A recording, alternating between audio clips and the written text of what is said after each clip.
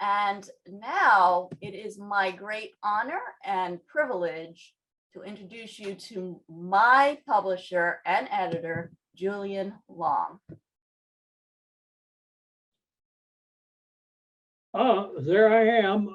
Let's see, unmute myself. Have I unmuted myself? Yes, you have. Okay, it's very difficult to tell somehow. I'm Julian Long. I'm the editor and publisher of a little brand new publishing venture called Backroom Press. And I'm very excited about this book, which was the first book I picked up when we opened up submissions for this publishing venture at the beginning of December of last year. It just sort of knocked my head off, and it's hard now at this remove from that experience to call it up again. But I was very excited then. I'm very excited now. I think this is a fine book. And I think you'll all come away from this reading today understanding that Linda McCauley Freeman is a poet of great sensitivity and keen intelligence, and a remarkable family background in many, many ways, which she'll share some of with you as she chooses. She's widely published in journals and anthologies around the country, and I'm told even in a Chinese translation of her work. She's been nominated for a Pushcart Prize in this past year. She's recently appeared in the Delta Poetry Review, Poet Magazine, Amsterdam Quarterly. She won the grand prize in Story Arts Poetry contest and honoring Maya Angelou. She's been selected by the Arts Mid-Hudson for poets to respond to art in 2020, 21, and 22 in those shows. And she's been a 3-time winner of the Tale Spinners Short Story Contest and holds an MFA from Bennington College. She's got a lot of bona fides. And she's also a fine poet, as I know you will see. With her is Kate Hymes, who directs the Wallkill Valley Writers Workshop in New Paltz, New York, Kate? I hope I've pronounced that right. I used to read names at graduation when I was a college professor, and I usually got them right, but not always. Anyway, Kate is also a distinguished writer and a teacher of writers. She's been published in many anthologies and has edited one of them. Let's see if I can sort that out here. Well, I'm having difficulty sorting my papers, and I'm an old man. So I'll simply say that Kate is a distinguished poet, and we're very glad to have her here to do the Q&A with Linda. And having said that, I'm going to take a back seat for the rest of this event and listen, as I know the rest of you will, and hope that that we have lots of fine poetry and good talk to hear.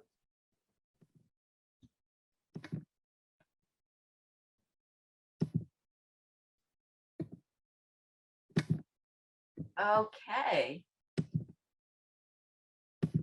So I think everybody is in, letting people in. So I am Linda McCauley Freeman, and I believe every single person in this room knows that. So I am so pleased and honored that you're all here with me tonight to share this, this joy, absolute joy. Susan, if you would please put up my book cover.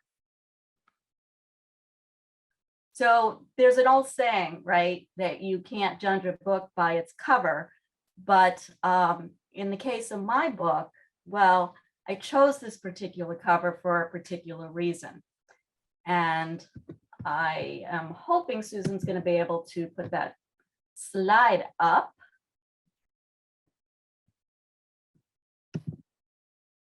And if she can't, I will hold up the picture. So this is, it's Okay. backwards though, isn't it? Is it backwards? So this is the family plot. There, thank you very much, Susan, I appreciate it. So this is the family plot, and yes, this is a real family photo. So, you know, we can take bets on which one of these kids is me, but I'll kind of let you in on it. I'm the one that is not a boy, but looks like a boy. So my mother always, so you wonder why I keep my hair long? Well, because my mom cut my hair so short when I was a kid. So the little one between the two other kids is me. So yes, thank you. So that is me. And my brother Paul is right above my head. And my sister Susan is on the other side of my mom. At this point in my life, I am a middle child, but that is all soon to change because my mom is pregnant in this picture with twins. And so there will very shortly, October 1966, there will be 5 children in the family because 2 of them came at once.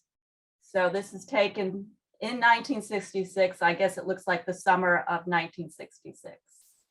So I just wanted to start with that to kind of give you a framework of who are these people that you're going to be introduced to? Who are these people as I mentioned them in the poems? So let's go ahead and get started. So the first poem is Pink Rosary with a Silver Cross. I didn't know yet that the twins were boys or how they'd appear out of the mountain Mommy had become, or why my sister asked me daily if I'd live upstairs with Grandma if Mommy died. She seemed fine, though round and tired on the couch she didn't rise from for 3 months.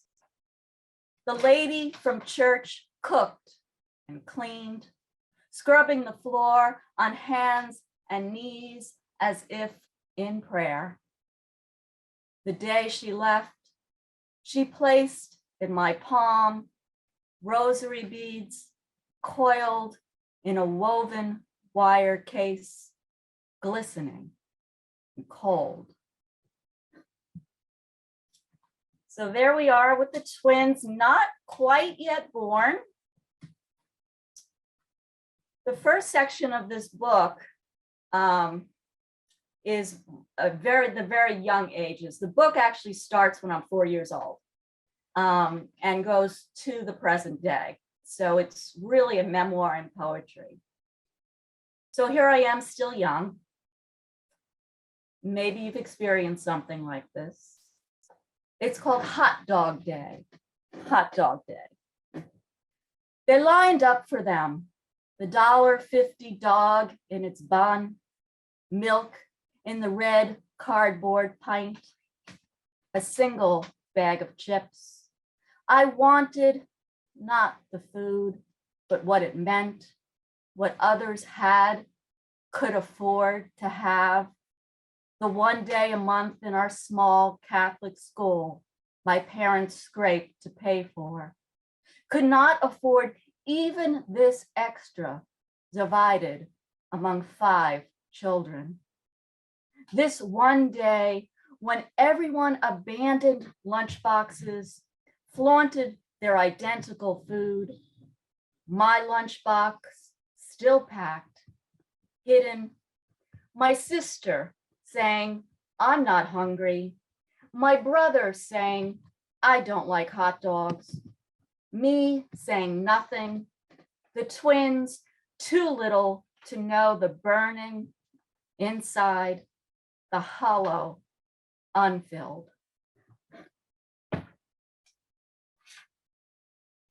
This is the first time I've done a more than one poem reading on Zoom, and kind of weird because I'm just imagining you all clapping. So now I'm a teenager. Body, shame, beauty, theft. School is over for the summer. It is the worst time of year. I am 15 and believe my body indistinguishable from a pencil. My best friend, Lisa, shows off her new yellow bikini and blossomed body. I lie on her bed, thinking of all the suits I tried, strewn in dressing room stalls, the $65 padded purple one I stuffed deep inside my purse. When we go to the beach, I hide under towels. She has grown so beautiful, men stare at her. I walk slightly behind so I don't disappoint their view. She tries to make me feel better by calling herself ugly. The year we are no longer friends, she will get a nose job.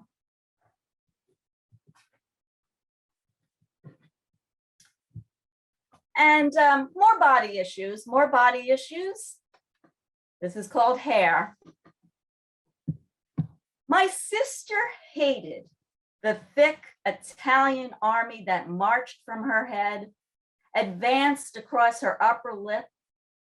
She fought valiantly, bleached her face so raw she couldn't leave the house for weeks, leaned low over the ironing board, smoothing the hot iron over a dish rag over her hair, the acrid smell, tattered remains of hair, and her howls throughout the house.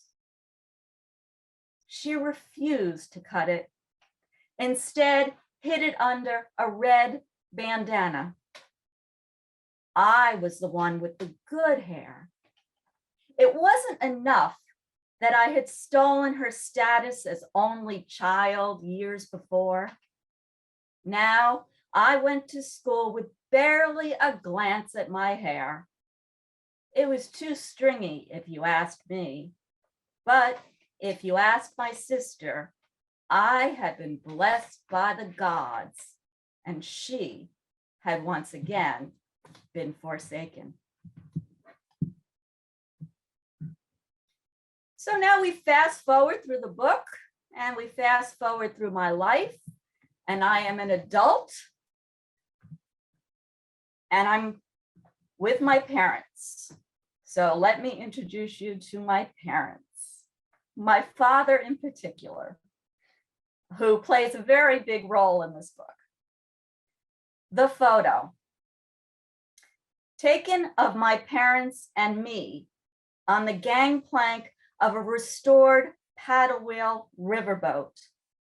One of those photos vendors take without asking, then charge you to keep. My father has this photo framed on his dresser. My mother's hair golden where the sun has caught it, her mouth wide, smiling. My father next to her, holding her jacket in front of him, and the jagged cut between them, where he'd scissored me out of the picture and pasted the two of them together.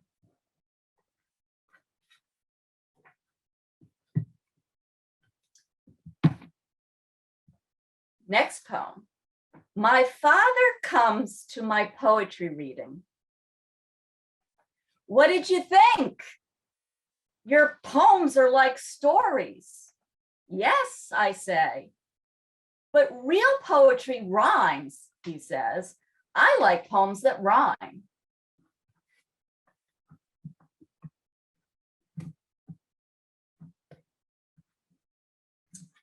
And now both my parents. Still life with chairs. The chair only my father sat in. Brown, beige, woven, rough and worn, where his arms rested after another long day standing and slicing, stacking salami, pastrami. My father should have had a lazy boy recliner lifting his feet and bearing him like a sultan. My mother hauled his chair home from a Bronxville street on garbage day. But I cannot see the chair, only my father, head thrown back, voluminous snores that roared through our house until we changed the TV channel. Then, like Moby Dick surfacing, he'd sputter and snort, "I was watching that." The chair only my mother sat in, wood, armless, so she could reach the kitchen table that served as her desk. Books and papers piled so high we'd use them as fort walls for toy soldiers. The chair, empty mostly. She never sat until we went to bed, sleeping to the typewriter's rat, tat, tat. This was the chair that held her dreams. One spindle split after my brother threw it at his twin. Her chair broken, and the five of us trying to break her, to make her like everyone else's mother. We demanded, whined, hated her so hard because she wouldn't bake cookies or make SpaghettiOs or wear an apron. Dragged us to museums, libraries, tried to tell us an empty refrigerator box was better than a Barbie. And only when it became puppet theater, house, or car did we believe her. She rose mightily from that chair.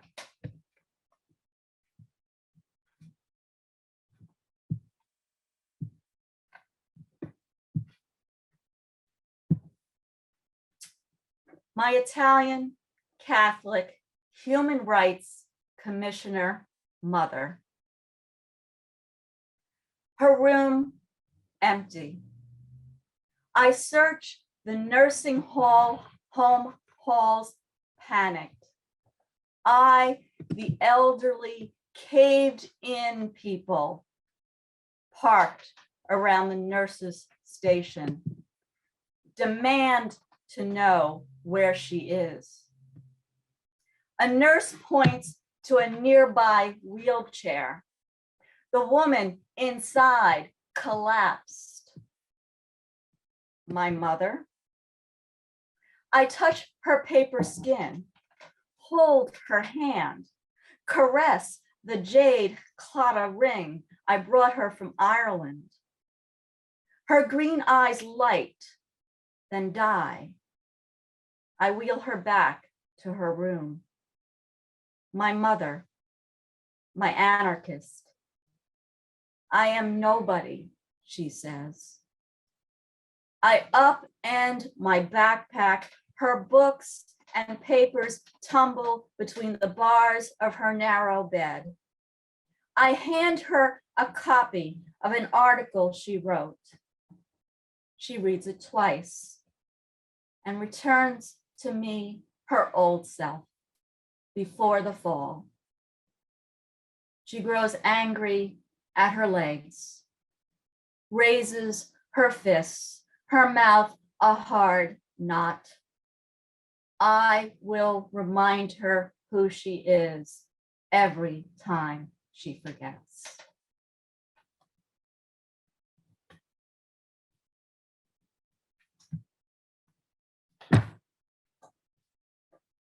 Hands unfolded in prayer, beseeching.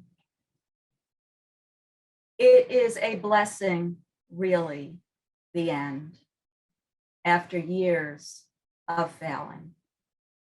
The way we stood around her, distant shadows of someone she knew or might have known, her children's erased faces.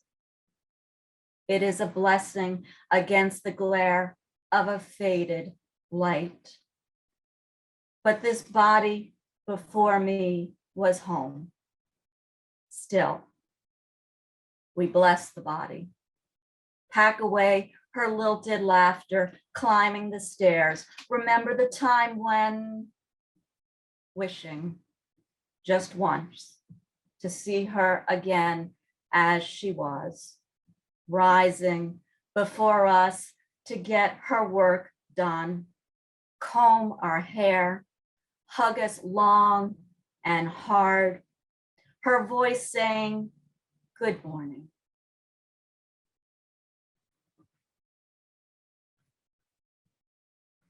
Emptying my parents' house. In the photo taken long ago and a moment ago, my mother and I stand still together, smiling at the top of the stairs in front of our house. The house now sold by my brothers while I was away, giving me one day to say goodbye to the rooms now empty of us. We all lived so large in that house. Curtains, red like the bleeding heart my father always accused me of being, and orange like my mother's pantsuit circa 1970. Memories crisscross each other as I pack, blur time, signs lost and followed, the giving up, the never giving up, all of it now, stacked, stored, divided.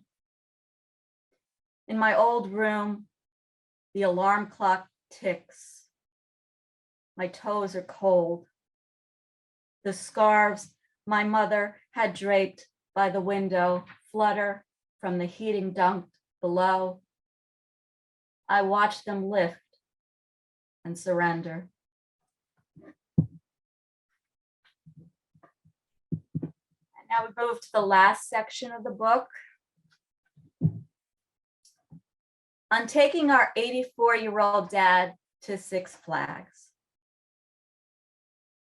There was a time he stood us on his shoes so we'd be tall enough for the dragon coaster. Our mom screaming all the way down, laughing all the way up, that hiccup laugh. She had my brothers laughing, all of us screaming and laughing, going after each other, smashing bumper cars, running through the house of mirrors.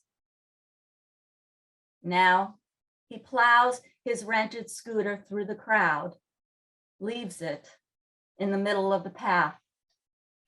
At the bumper cars, where he cannot remember how to make his car go, he circles backwards. My brother bumps him forward, the other back again, until he frees himself, finds himself, becomes himself, finally, again.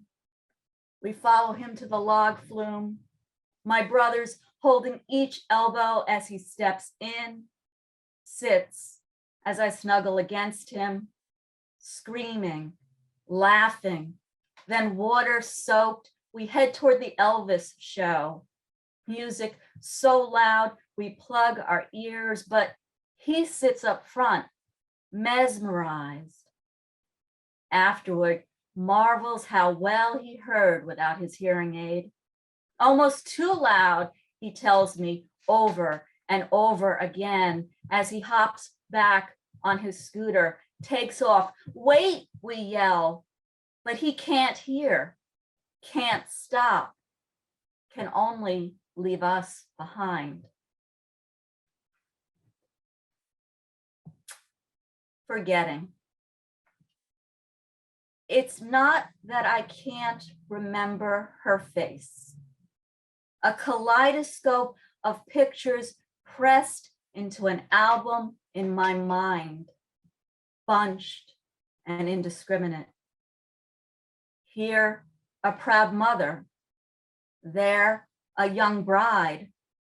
I can even date them.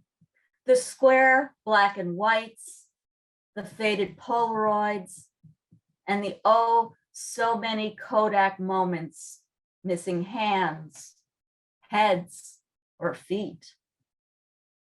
My mother at the stove, phone cord wrapped around her body, that ridiculous orange and green kitchen prompting me to think taste must have gone missing for an entire decade.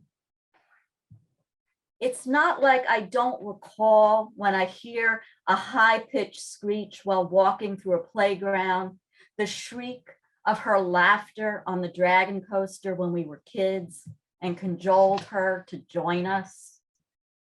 It's not that I can no longer feel the cool comfort of her arms, moist lips on my forehead, eruption of fear and giggles when she chased Paul with the wooden spoon. But how to forget the imprint of her diminishing, losing her day by day until she was altogether gone.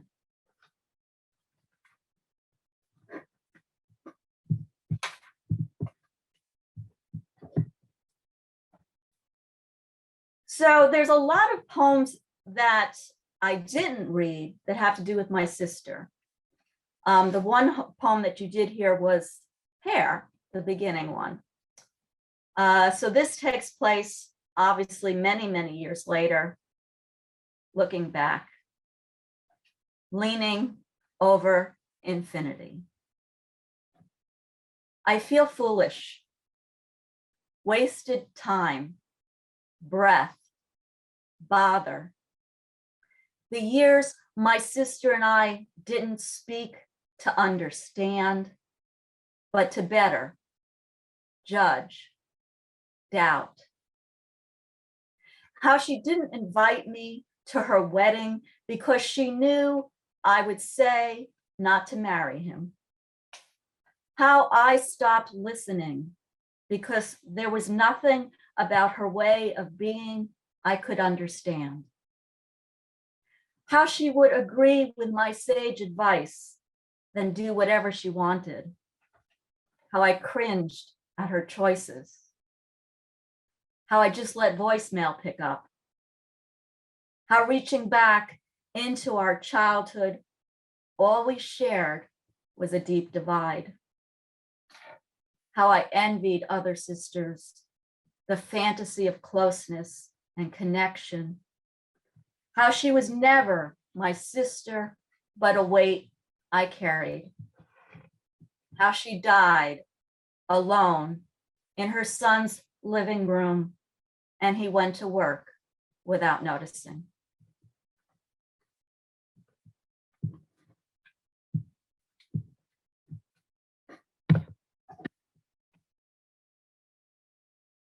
So these poems are just as much about life as death. They're intertwined. Someone I love is dying. And the children we were bow their heads to the past, each holding dear a particular image of our father that the others do not share.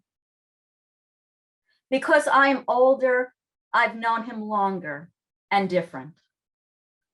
Even before his belly and the brief year of the generous mustache that made him look like a Greek fisherman instead of the pale Irishman he was, who pickled at the beach, who had so many arms and legs for all five of us to hang on to as the ocean beat us back to sand.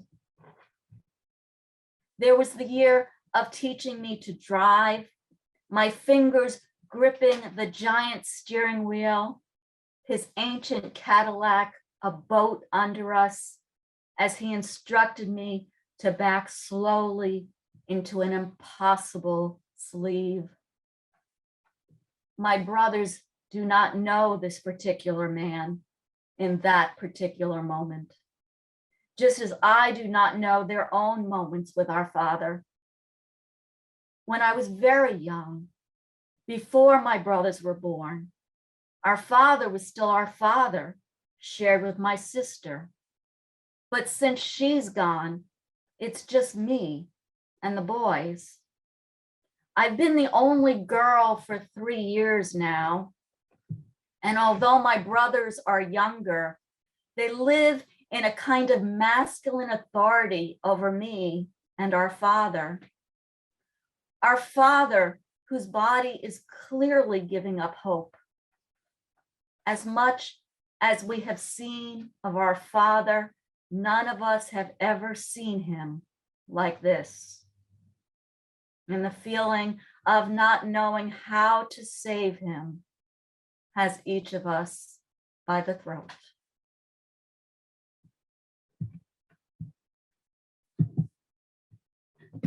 And the final poem, the last poem in the book, Home Again. Home again. A gray squirrel sits where the treehouse was.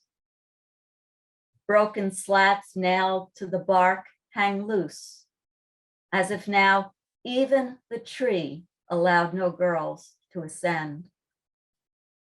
Going back requires hope and defies longing, is never a return to what was, but to what is now not. Memory bends and stretches, shapes a new creation. The love's lovelier, the hurt's harsher. The lattice under the porch where that damn woodchuck lived with her yearly crop of babies is gone. The hours inside the house are gone, but the door is there, blown open, and the green shutters still cling, though most of the windows are broken. Stories told and retold over time, each slightly different, each absolutely true. The grass my father never mowed, how the boyfriend who became my husband, who became my ex-husband, who became the father of a child he never wanted with me, fertilized the front yard and planted ivy so my father would not have to mow. Who knew the ivy's long locks would choke the wall, destroy the mortar? How each turn of my life became a new road without my ever seeing its one-way sign. Thank you. I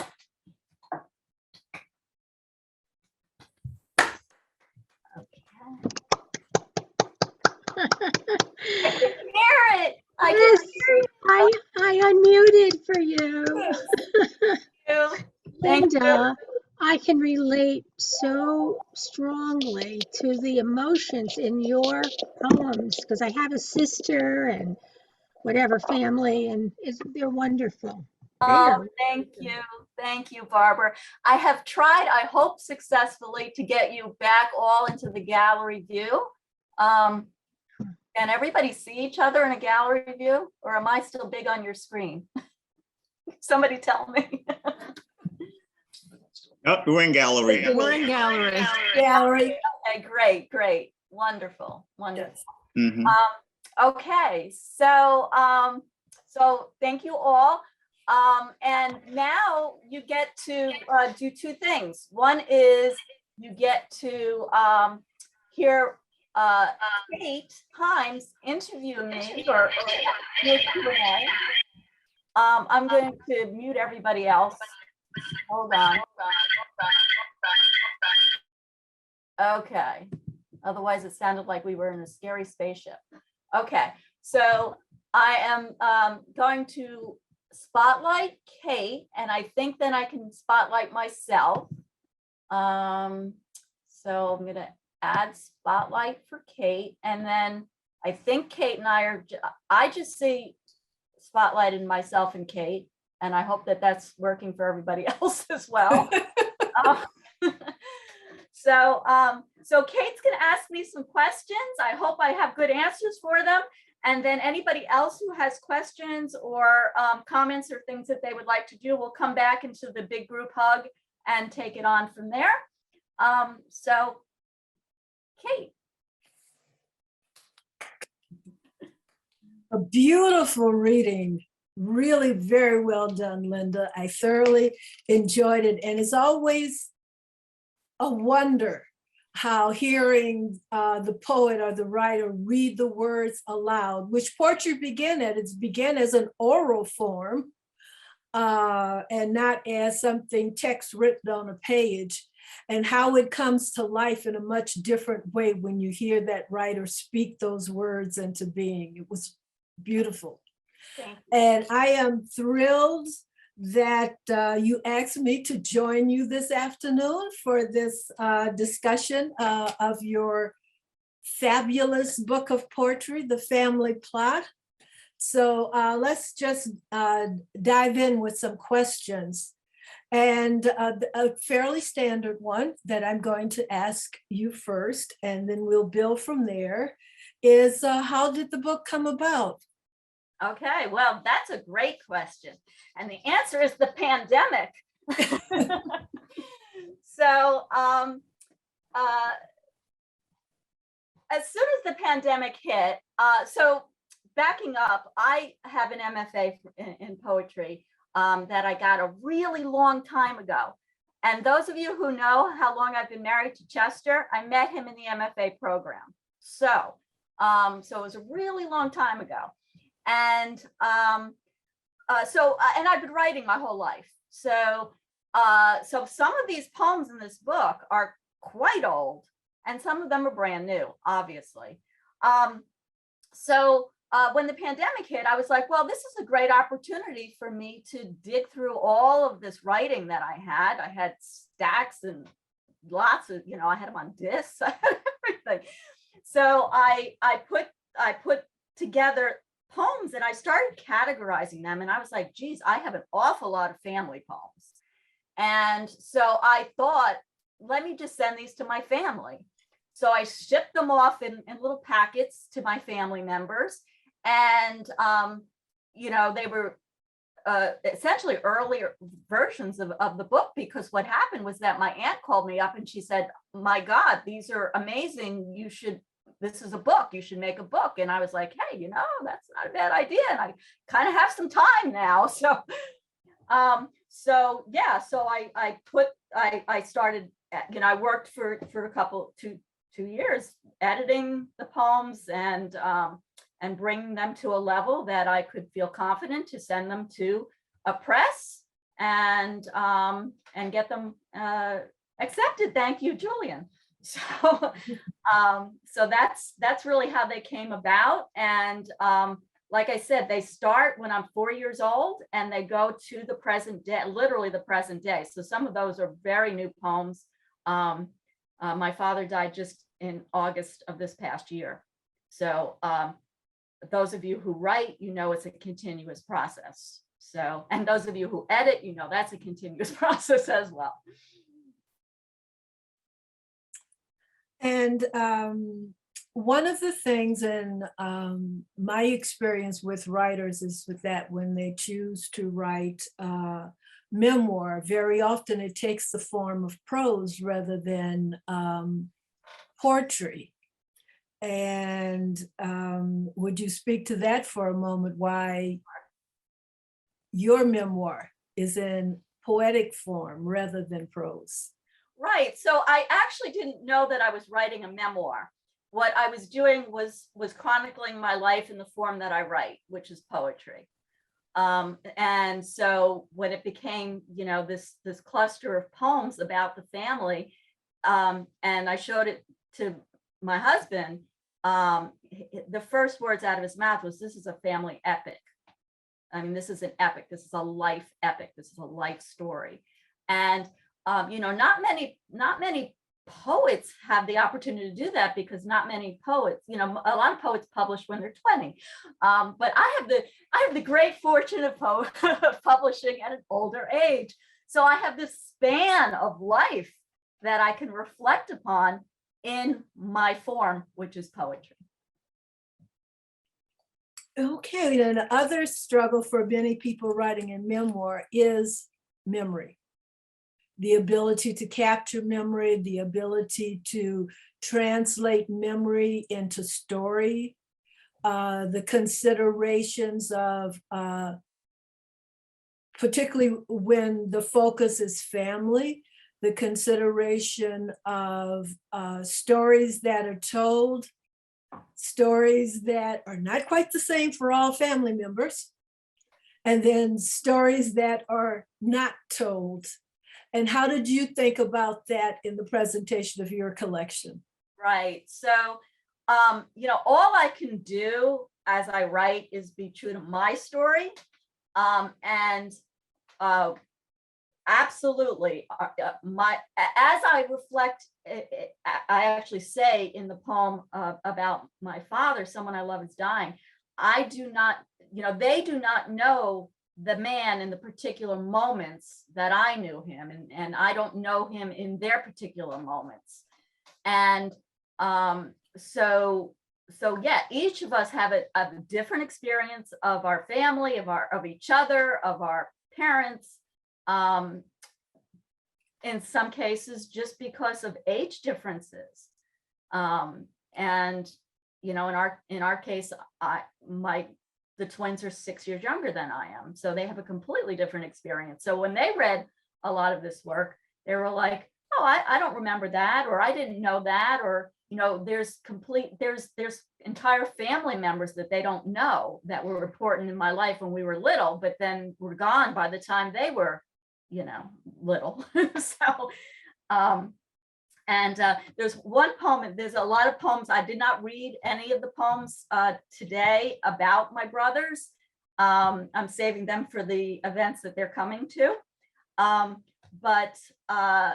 Yeah, there's a poem in here about a story that my brothers, that I did not know took place at all. And I heard about it as an adult. But I wrote about it when I heard about it, but I only got half the story.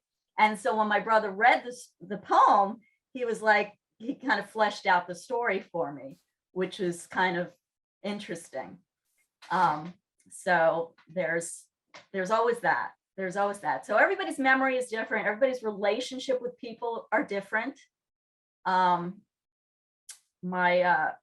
a whole section about my grandmother that I write about. And when my aunt read that, I was talking about her mother, and she had a different relationship with the same woman. So she was surprised at my relationship. So, yeah. Well, I'm glad that you were courageous enough to explore and tell your story, because they're very affecting for those of us who've had the opportunity to read or to listen to you this evening. Sometimes that can be a hindrance for some writers, that they step back and let that be a barrier to them moving forward and telling their own story. So I find that your being able to do this in this collection is really very powerful in proceeding. Thank you. I just want to give, because I know that some of my my Bennington buddies are on this Zoom call. I'm very happy to see them. And so I just want to give an accolade to my mentor and teacher, Jason Schinder, when I was at Bennington, because what he taught me was to do what scares you. It's something that he said often when I would write something and I'd be like, "I can't read that." and you say do what scares you. So I've kept that in mind very much in writing some of these works. I would also say very much in listening to these works, and there are a couple of people here who are in the writing workshop with Linda, and today we wrote in response to E.E. Cummings, since feeling is first. And that's what I heard in your poems today. Feeling is first. The feeling is there first. And it's even there in the text. I won't go into a lot of detail, but I'm thinking of the very first poem in the collection, which ends with raising feelings about being a child within this particular family structure. And it occurs over and over and over again. So that was something else that I really love about this collection. And having heard Linda's writing and the poems in this,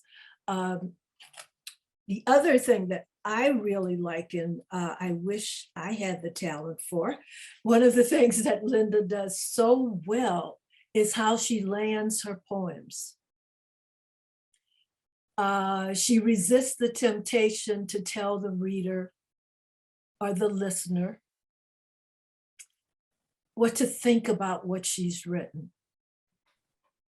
She presents a story, and often at the end of the story, it is either through the action of a character, sometimes the narrator herself, or through an image that is so evocative, it ties together the poem itself as a whole, and also is evocative for the reader and allows space in which the reader to associate. I saw someone put up a comment about this is so much like my life. I recognize this family. And I love that kind of openness in the poem, so that they never shut the reader out. They never shut the listener out. They invite us into thinking about or feeling, more importantly, into feeling the kind of the emotions that you present in your poems. And I think that's quite a gift to be able to do that in a collection of poems. So congratulations on that. Thank you. Thank you. Um, I just think that also has to do with trust. So you have to trust yourself and your own story and your own truth. And you have to trust that your reader's gonna get it without having to be hit over the head with it. mm-hmm. Yeah. Yeah. And I will say that you accomplished that very well. Thank you. We don't feel, at least I don't, as a reader, I find that each of the poems is evocative, and I can step into the feeling of the poem, which then for me brings memories that may be similar to what's being expressed. And the route to that is the feeling that's conveyed in the poem.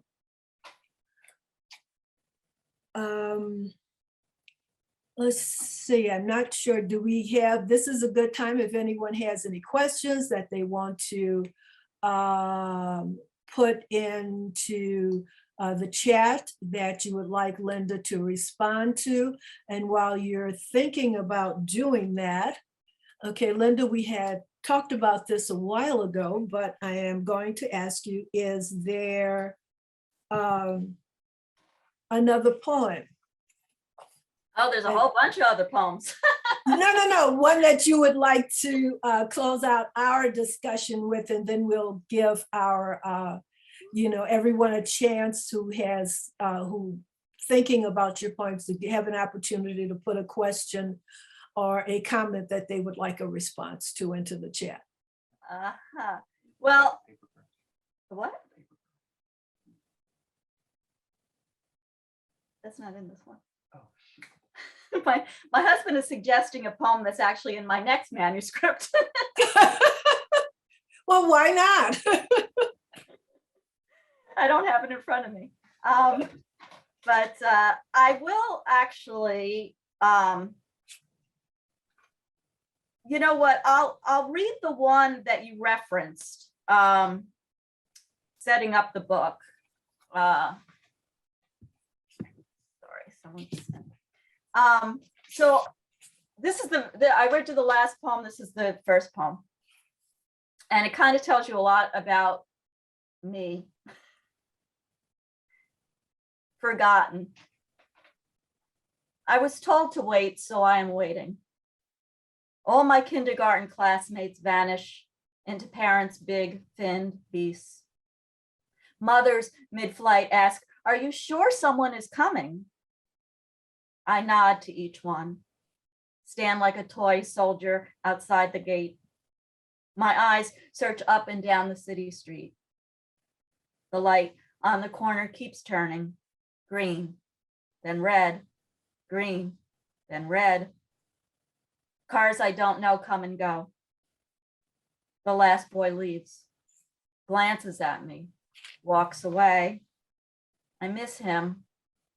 I miss the someone else, someone to take my hand, wait with me.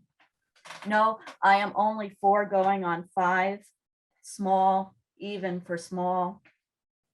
I don't wear a watch or know what the big and little hands mean. I don't know why I am still alone, still waiting not to be what I would fear for the rest of my life. So, thank you. So I guess we can go back to gallery view. I think I can make that happen. Yes. Okay. And Back to gallery view. I Okay. see you have one question here. That's from Maria. And she's asking you, you mentioned that these poems were written over the span of many years. Do you feel that you have changed as a poet over the years in terms of style? And if so, how? Oh, yes, absolutely, Maria. I would say, well, we're always evolving, right? And I have a poem actually in another manuscript where I talk about my evolution in, for instance, a love poem. I mean, when I was a teenager, I was like, oh, love all above, sky above, you know, all the rhymey, sing-songy things, heart pounding type of language. And you know, hey, you know, we poets, we work hard. We're, you know, you think, you know, poets must have a natural talent. Well, you know, we really work hard to get that natural talent. So we do workshops, we go to school, we learn, we read other poets, and we learn to edit, we learn to take out the obvious, we learn to do a lot of hard work. I've done a lot of hard work over these years, and I've had a lot of years to do it in. So yes, my work has changed drastically from certainly my teen years where everything was like rhymey, lovey-dovey stuff, to you know, millions of workshops and reading and really getting the sense of it. But I will say that at the heart of it, I'm still telling a story. I'm still telling stories. I'm you know, I'm not an associative poet. I am a narrative poet. I am telling stories within trying to make it interesting and imagery and metaphor and language and sound and using those elements. So yes, Maria. Okay, and Rena wants to know, were there any poems you read tonight that surprised you while you read it?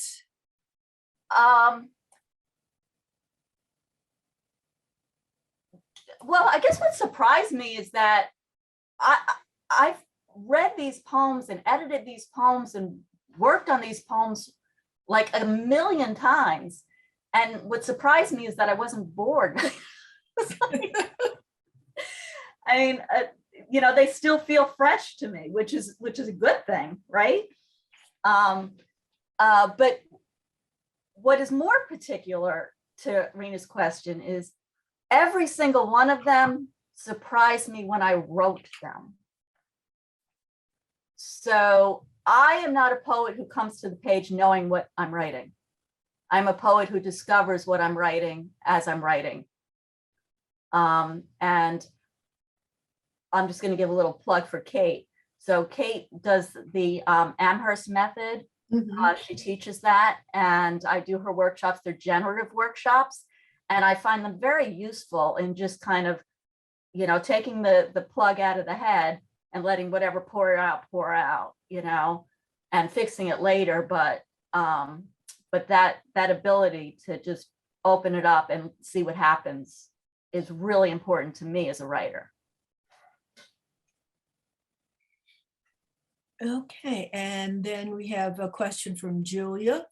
Were you ever compelled to censor yourself, omit certain narratives for fear of hurting someone or fear of backlash from family? Absolutely. So there's 2 poems in this book I did not read. And they are so dangerous to me that I actually was not going to, I had them in the original manuscript when I sent them to Julian, and then I got to cold feet and I wanted to pull them and he wouldn't let me. And rightly so. They are part of my story and they are part of my truth. And, but I was afraid of hurting other people by having them read it. And they're in there and we'll see what happens. But yeah, it is. And then, you know, it goes back to the memory question too. You know, there are certain poems that, you know, I remember my mom one way, my brothers remember her a different way. I remember my dad one way, you know, so there's all of that too. But again, it's your own truth. It's your own truth. So people can't really argue with your truth.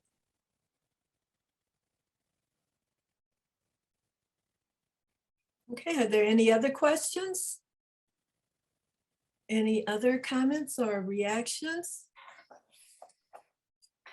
Well, I will tell you one thing that I noticed, as an additional thing I noticed as you were reading in terms of the poems as a collection. There was, oh goodness, the poem you read, yes, Forgetting. And that last stanza in Forgetting, but how to forget the imprint of her diminishing, losing her day by day until she was altogether gone, brought me back to an earlier poem in the collection, where there is also something that for you becomes a marker, that in which literally is a marker,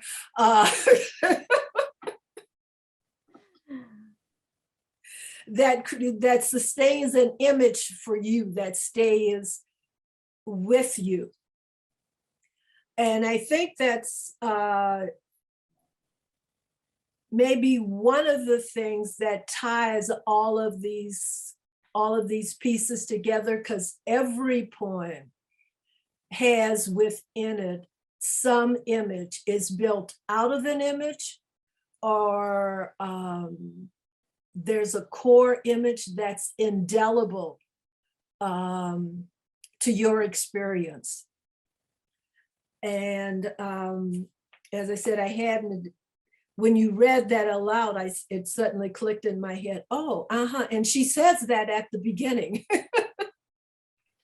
So she's referencing a very short poem in the book. It's real short, so I'll just read it quick. Yeah. Pen mark on a white cotton blouse. It didn't matter to my mother how it got there, just that it was big and blue and cut through the white in a crude circle near the shoulder. But the image of Sister Joan throwing the felt tip pen at me stained indelibly. So yes, we are stained indelibly by our life. Mm-hmm. And I just put it into words. Yep. Yes, and you have many, many moments like that. And by your sharing your indelible moments with us, they also, in a way, become our own indelible moments and cause us to reflect on which ones in our lives are the ones that will remain with us, even if we don't put them into words or into visual art. Yes, thank you. Thank you. Well, there are lots of kudos Uh, in the comments that you have here. I hope you get a chance to take a look at them Oh, yes. and see them Mhm. and be able to take those in. That's such a joy when one does does a reading, to be able to go back and take a look at those and get a sense of all of those wonderful comments, and to see how much your poetry is appreciated by others. Thank you all so much. Yes, they're lovely comments. I have to figure out how to save these. I appreciate it so much, everybody. Okay, so yeah, they're coming in. They're coming in. I can actually pay attention to them now because they were coming in when I was reading, and I was like, okay, I'm reading. They're coming in. I'm letting people in the door. I'm doing all right. Well, Linda, I've enjoyed our conversation about your book. I hope that all of the readings that you have scheduled are as full and wonderful as this book launch was. We should have invited everyone to bring a glass of wine with them so that we could all sit here and toast your book. Thank you. So imagine each of us holding a glass and toasting you. That would be Good wonderful. job. And actually, I'm going to take a rain check on that with every single one of you, because every single one of you is dear to me. So I will take that as a rain check, and we will do that when I see you in person somewhere someday. And thank you to your publishers. Yes, thank you, Julian. So the book is available. If you don't already have it, the book is available on Amazon. And be sure to look for The Family Plot by Linda McCauley Freeman. Otherwise, you're going to get a murder mystery by somebody else. And that actually something that Kate had mentioned to me, the idea of the title. Actually, Kate, did you want to reference that? Oh, yes, because we did have a discussion about about the title. Because the title is provocative in its own way, and there's a lot of wordplay and layers of meaning in it, some of which, you know, you pick it up and you say, okay, the family plot. And there are lots of things you may begin thinking about immediately, since you referenced the idea of if you get the name wrong, you'll get a murder mystery. And we think about murder mysteries as being books with certain kinds of plotted storylines. So that's one sense of plot that may come to mind in reading the title of the book. Another sense of plots, and which is the idea of the plots that families buy, so that the members of the family may be buried near one another. So there is that sense of plot as well. And then there's also the sense of plot within a family that often goes on, where family members are plotting against one another and making plans over the directions of one another's lives and how to control one another's lives. So those were the ones that occurred to me. And in one way or another, each of those that rose up to the surface for me when I picked up the book were ones that were, for the most part, validated in reading through Linda's book. So Linda, is there anything else you had in mind with the title? A plot narrative. So yeah, so it's a narrative as well. So yeah, but it was very purposeful. Most poetry books tend to just take a title from one of the poems in the book, and this is not that. This is my family epic. So coming up with that title, which came to me in the middle of the night, like most things, really helped me construct the book. So once again, congratulations, a beautiful first reading. And for everyone, if you haven't gotten your hands on a copy of the book, you really should. You'll enjoy reading all the poems, and even the ones she alluded to that she didn't include in tonight's reading. It's a wonderful book. Thank you all, and be sure when we have that glass of wine together, I'll sign the book for you. So there you have it. Okay, so thank you all so very, very much, and I look forward to seeing you all again and again in my various iterations of my life.